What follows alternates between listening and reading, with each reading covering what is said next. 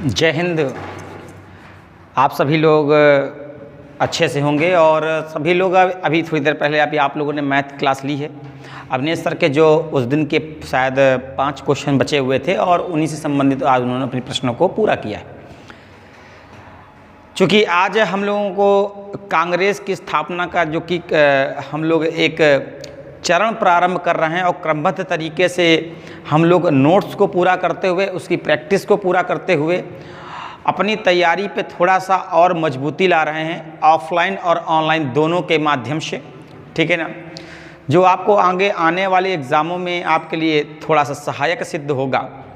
ठीक, तो आज चूँकि हम लोग कांग्रेस का अधिवेशन से संबंधित जो आगे की घटनाएं थीं, जिनमें से आज हम स्टार्ट करेंगे 1906 कलकत्ता अधिवेशन। ये तो कल ही होना था, लेकिन कल किसी कारणवश आपकी क्लासेस नहीं हो पाई, तो आज उसकी क्लासेस हम लोग की होंगी। और आप लोग जिस प्रकार से तैयारी कर रहे हैं, जिस प्रकार से आप लोग विधिवत नोट्स बना रहे हैं, चूँकि हमने बोला है कि हम कांग्रेस की स्थापना का पूरा विधिवत नोट्स के रूप में आपसे चलेंगे और जैसे जैसे चलते जाएंगे उसकी हम लोग क्वेश्चनों की प्रैक्टिस भी करते जाएंगे। बहुत सी आपको नई चीज़ें मिल रही होंगी और प्रयास ये भी रहेगा कि कुछ चीज़ें हमने अभी बचा के रखी हैं, जिस पे आपको जब हम, चूँकि हम चाहते हैं कि जब हम आपसे बोल दें कि कल आपको इससे संबंधित प्रश्न हम बना के लाएंगे, तो आप भी अपने तरह से कुछ मेहनत करिए। ठीक है ना, वो वाला काम नहीं है कि केवल आप हमारे ऊपर डिपेंड होइए, आपका काम है स्वतः से भी आपको अच्छे से मेहनत करनी है।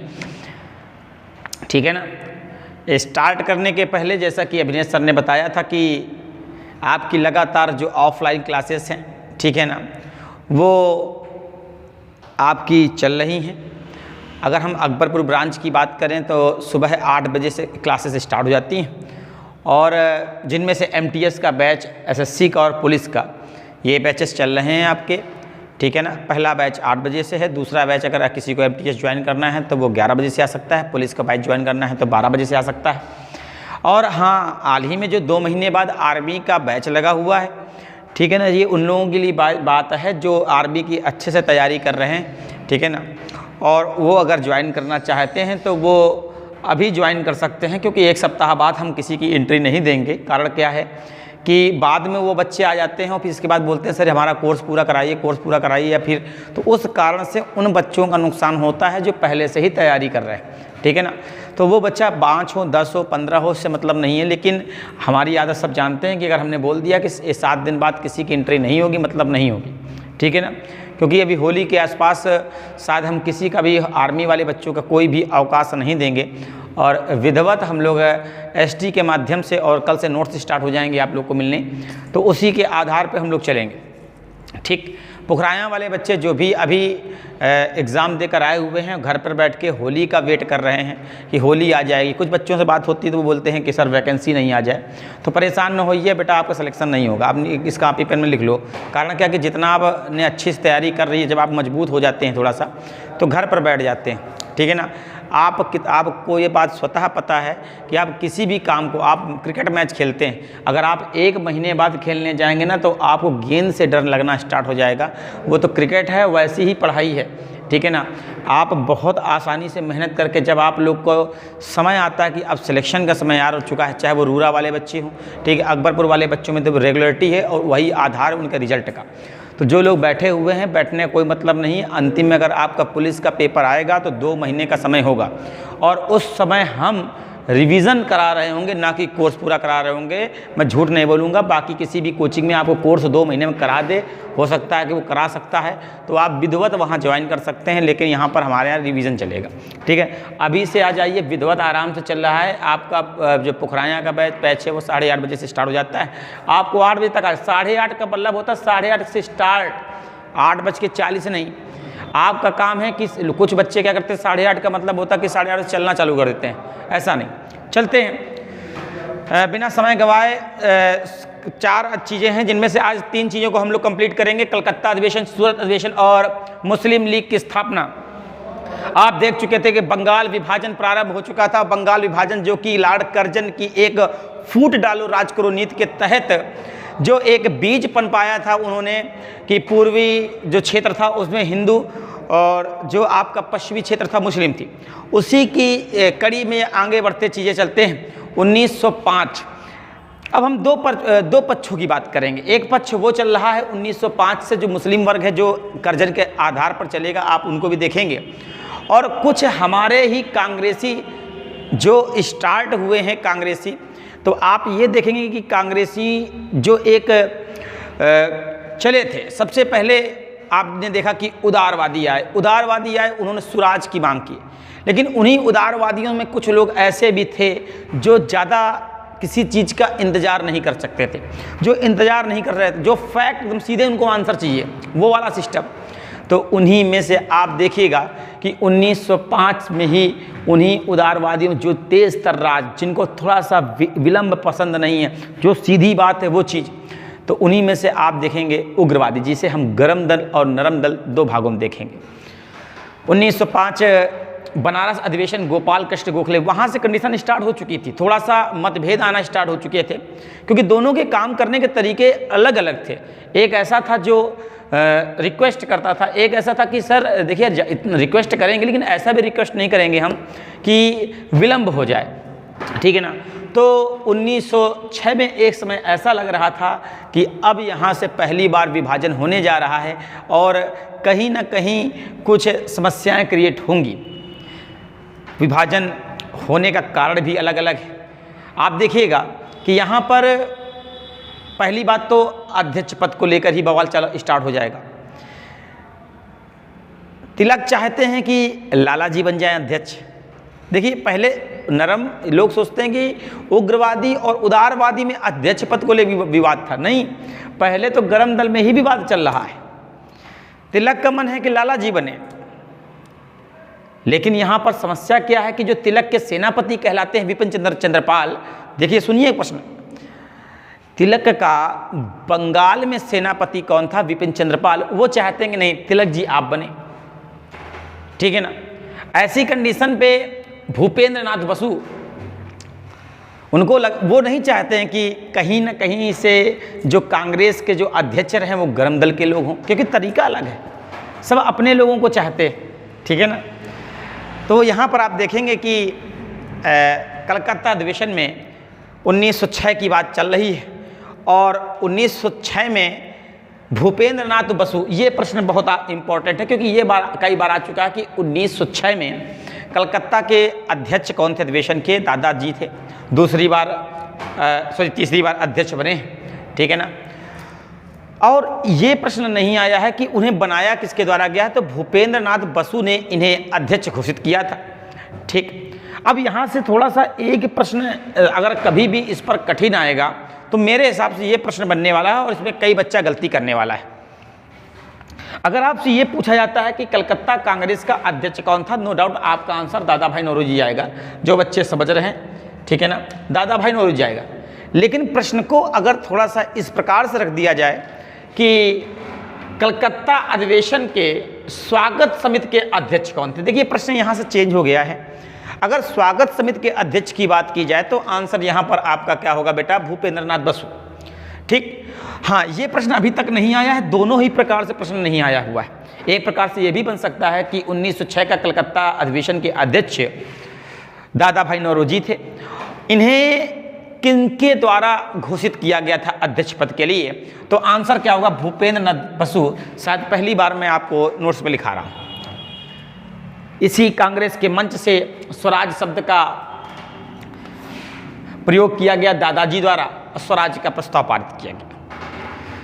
अगर स्वराज बात यह की जाए कि स्वराज शब्द का पहली बार प्रयोग किसने किया था, तो आपका आंसर दयानंद सरस्वती होगा। शब्द कौन लाया था? स्वराज। देखिए दयानंद सरस्वती के बारे में आपको थोड़ा सा रिकॉल करा दें। 1875 में आर्य समाज की स्थापना की थी और आर्य समाज पहला ऐसा संगठन था जिसने ये बताया कि भारत भारतीयों के लिए है, स्वदेशी को अपनाओ, और स्वदेशी का समर्थन करने वाला पहला संगठन था। गौरक्षणी सभा की स्थापना की, पाखंड खंडनी पताका फहराई, सत्यार्थ प्रकाश आपकी पुस्तक है, और आपने ही कहा था ये जो अंग्रेज हमको आ रहे थे ना, ये हमको बता रहे थे ना कि हम आपको सभ्य बनाने के लिए आए हैं, ठीक है ना। तो इस मिथ्या को हमने समाप्त किया। आपने बहुत अच्छा प्रयास किया था, इसके लिए धन्यवाद। हम लोगों की आंखें खोली थी कि अगर अंग्रेज ये बात बताने की कोशिश कर रहे हैं ना कि वो हमको सभ्य बनाने के लिए आए हैं, तो दयानंद सरस्वती ने कहा था वेदों की ओर लौटो, वेदों में वो सारी जानकारी है बेटा। आप बताइए, क्या अंग्रेज सभ्य बनाने आए थे? क्या हमने एक सभ्य जीवन हड़प्पा काल में नहीं जिया था? क्या ऐसी जो नगरीय व्यवस्था थी जहां पर बंद नालियां होती थी, समकोण पर काटती हुई रोडें होती थी ताकि रोडें अपने आप साफ हो जाएं, क्या इस प्रकार की कोई भी चीज आज आ पाई? अगर आप ये बोल रहे हैं कि आपने सती प्रथा समाप्त की, तो सती प्रथा ये सब चीजें बाद की आई हैं। क्या ऋग वैदिक काल जैसी घटनाएं का जो महिलाओं को उच्च स्थान प्राप्त था, जहां पर महिलाएं यज्ञोपवीत में भी हिस्सा लेती थी, देखिए मंत्रोच्चारण करती थी, क्या आज वो कंडीशन आ पाई है? अभी इस युग में भी नहीं आ पाई है। तो अंग्रेज हमको सिखाने क्या आ रहे हैं, आप इस पे सोचिए। अंग्रेज देखिए क्या है ना कि वो एक प्रकार से भ्रम फैलाते थे कि आप असभ्य हैं। भ्रम तो शायद बाबर ने भी फैलाया था, ठीक है ना। तो यहाँ पर आप देखिएगा कि दयानंद सरस्वती यही चीज हिट कर रहे हैं कि आप ये ना सोचिए, तो वही है स्वराज। स्वराज शब्द का जो पहली बात के खुद का राज, हमको डिपेंड नहीं होना है किसी के ऊपर, वो बात बताई थी। तो स्वराज शब्द का पहली बार प्रयोग किसने किया? दयानंद ने। लेकिन कांग्रेस के मंच से ये जो चीज आई थी वो सबसे पहले आई थी 1906 कलकत्ता अधिवेशन, दादा भाई नौरोजी। ये दोनों में अंतर है बेटा। स्वराज शब्द दयानंद कांग्रेस के मंच से 1906 और पूर्ण स्वराज लाहौर अधिवेशन 1929, जवाहरलाल नेहरू अध्यक्ष थे। आपको पता है ये प्रश्न आ चुका है। इस प्रश्न पर आपको बहुत अच्छा थोड़ा सा इसको थोड़ा सा गोला बना लीजिएगा। ये प्रश्न दो प्रकार से प्रश्न पूछा जा सकता है कि कलकत्ता अधिवेशन जब हुआ था तो 1906 में कलकत्ता अधिवेशन में कितने प्रस्ताव पारित हुए हैं? तो पहली तो उंगली में आपको रखना है 4 प्रस्ताव। कितने प्रस्ताव पारित हुए थे? 4। एक तो बेटा स्वदेशी, बता चुके हैं कि खुद की चीजें होनी चाहिए। दूसरा बहिष्कार। किसका बहिष्कार? कैनी लंदन का। किसका बहिष्कार? विदेशी चीजों का। हम ही से सामान लेके जा रहे हैं, वो हम ही को बना रहे हैं, हम ही को बेच रहे हैं, ठीक है ना। तो इसका बहिष्कार करना है। राष्ट्रीय शिक्षा, हमको अपनी शिक्षा पर गौर करना है और गर्व करना है अपनी शिक्षा पे। और ये कोई बुरी बात नहीं, आपको अपनी शिक्षा पे गर्व होनी चाहिए। आपको ये बेटा एक चीज़ हमेशा याद रखना कि आपको गर्व हर चीज़ पे करना चाहिए। यार ठीक है कि हो सकता है कि आप बहुत अच्छा खा रहे हैं, अरे यार हमारे कुछ लोग होते हैं जो चूल्हे की रोटी खाते हैं, तो वो कहते हैं अरे यार बेकार है। यार गर्व की बात है, चूल्हे की रोटी खा रहे हैं यार, सीधी सी बात है कि बड़ी किस्मत वालों को मिलती है, ठीक है ना। तो सीधी सी बात आप देखिएगा कि जो भी मिल जाए, जितना भी मिल जाए, जैसे भी मिल जाए, हमको उस पर गर्व होनी चाहिए। सीधी सी बात है, हमारी टसन है, सीधी सी बात, ठीक है ना। तो वो चीज़ स्वशासन, खुद का शासन, स्वशासन, आपके शासन पे हमको नहीं रहना है। तो ये 4 चीज़ें आपको उंगलियों में याद रखना, स्वदेशी, बहिष्कार, राष्ट्रीय शिक्षा और स्वशासन। ये 4 प्रस्ताव 1906 कलकत्ता अधिवेशन में पारित हुए थे। फटाक से बेटा इसको लिख लीजिए, आप नोट करिए इसको।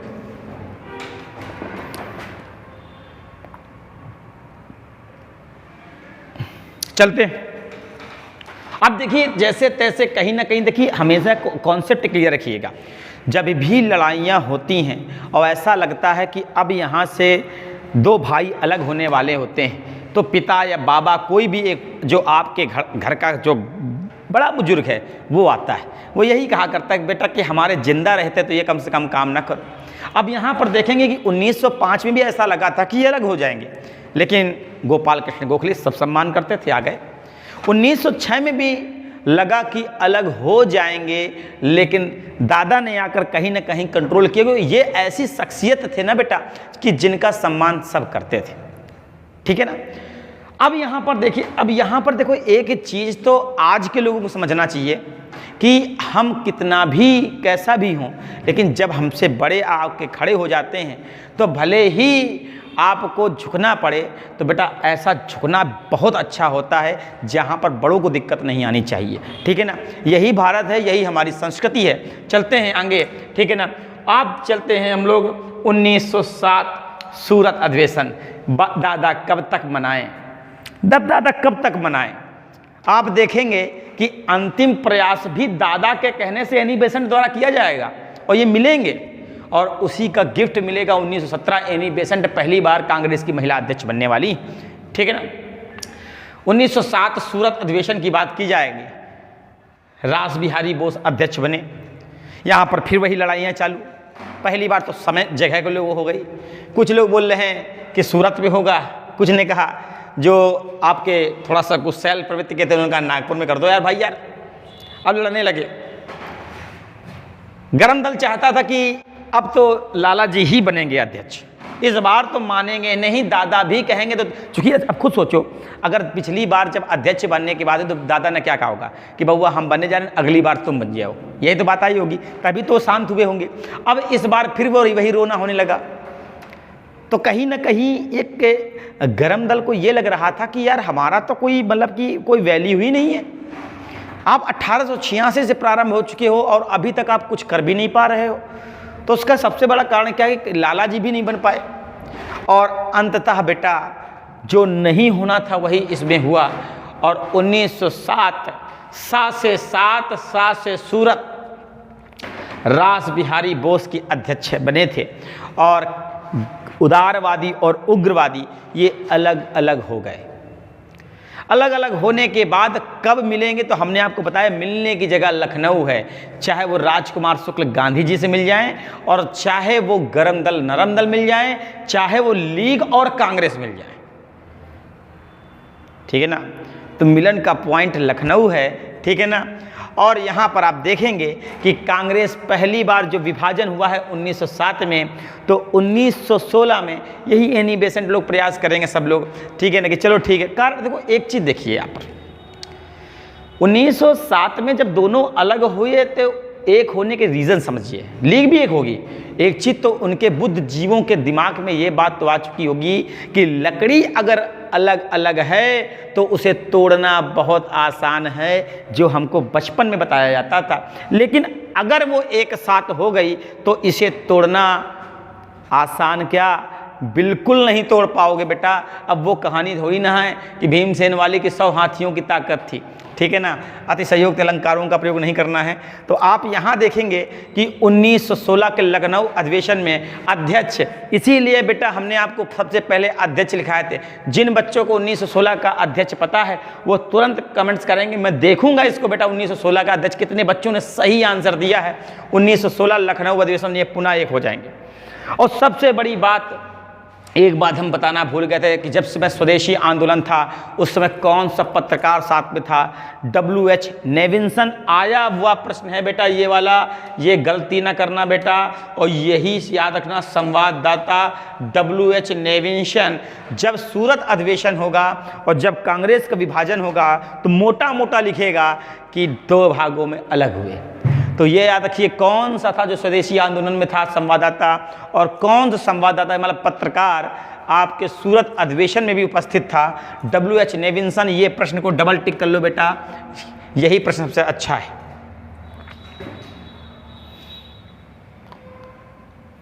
हो चुका, चलते तो हम लोग चलते हैं ऊपर बेटा। अगला जो लास्ट आज का है वो है मुस्लिम लीग। मुस्लिम लीग 1906, कहीं ना कहीं से मुस्लिम लीग को भी ये लग रहा था कि हमारी बातों को ध्यान नहीं दिया जा रहा है। और 1906 की बात की जाए तो उसके पहले 1905 में भी उन्होंने प्रयास किया कि हमको भी शामिल किया जाए, हमसे भी राय ली जाए। लेकिन जब देख रहे हैं कि ये लोग आपस में लड़े मरे जा रहे हैं तो उनको लग रहा है कि ये लोग लड़ रहे हैं और हमसे कोई मतलब भी नहीं है, पहली चीज़। सेकंड चीज़, वो भी कहीं ना कहीं एकदम लालायित हैं कि भैया हमारा वर्ग भी देखा जाए। जब उनको लगा कि हमारी बातों की उपेक्षाएं की जा रही या हमको कहीं ना कहीं से दरकिनार किया जा रहा है, तो उन्होंने एक स्वयं अपना मंच बनाने की कोशिश की। और इसी उद्देश्य से 1 अक्टूबर 1906 में आगा खां के नेतृत्व में एक शिष्टमंडल शिमला जाता है, क्योंकि उस समय जो गर्मियों की राजधानी क्या थी शिमला, मिंटो आ चुके हैं। मिंटो आ चुके हैं बवाल करने के लिए, तैयार हो जाइए, मतलब कि अब वहाँ से वो चीज़ है, मिंटो भी कुछ करने वाले हैं, वो 1909 में आपको दिखेगा। ठीक है, तो उसी समय ढाका के जो नवाब थे सलीमुल्लाह, यहाँ याद रखिएगा बेटा, ये सलीमुल्लाह कौन थे बेटा? ढाका के नवाब। तो ढाका के नवाब जो सलीमुल्लाह के नेतृत्व में 30 दिसंबर, पूरी डेट याद रखनी है, आधी डेट से काम नहीं चलेगा, 30 दिसंबर 1906 को मुस्लिम लीग की स्थापना हुई। अब जैसे ही मुस्लिम लीग की स्थापना हुई, ये बात पूरी बच्चों को याद है, ढाका में हुई है 30 दिसंबर 1906 को, और किसके नेतृत्व में? इसीलिए प्रश्न आता है मुस्लिम लीग का संस्थापक किसे माना जाता है? सलीमुल्लाह को।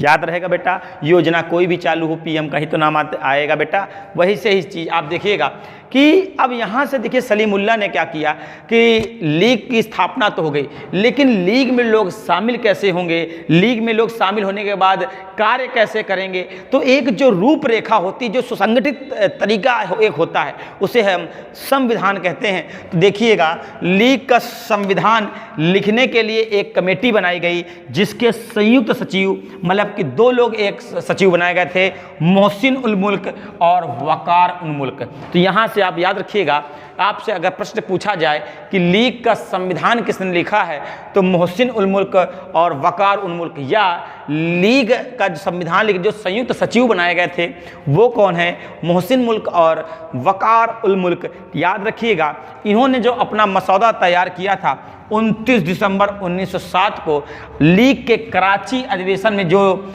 इनको स्वीकार कर लिए, जो इन्होंने लिखा उसे स्वीकार कब किया गया है? 29 दिसंबर 1907 कराची अधिवेशन में इस संविधान को स्वीकार कर लिया गया। इसी के तहत आजीवन अध्यक्ष को आगा खां को बनाया गया। आज आजीवन का मतलब आप समझ सकते हैं, इसके आगे जो भी कंडीशन आने वाली है। 1908 अमृतसर अधिवेशन, उसके पहले बड़ा स्क्रीनशॉट ले लीजिए आप लोग। ठीक, चलते हैं। तो 1908 के अमृतसर अधिवेशन में याद रखिएगा, 1908 के अमृतसर अधिवेशन में मुस्लिम लीग द्वारा पृथक निर्वाचक मंडल की बात की गई कि हमारे लिए पृथक निर्वाचक मंडल प्रदान किया जाए, और इसी 1908 की मांग को 1909 के मिंटो मार्ले सुधार के तहत स्वीकार कर लिया गया, और यहीं से वो काउंटडाउन चालू होगा जो देश के विभाजन का कालांतर में कारण बनने वाला बेटा। ठीक है ना?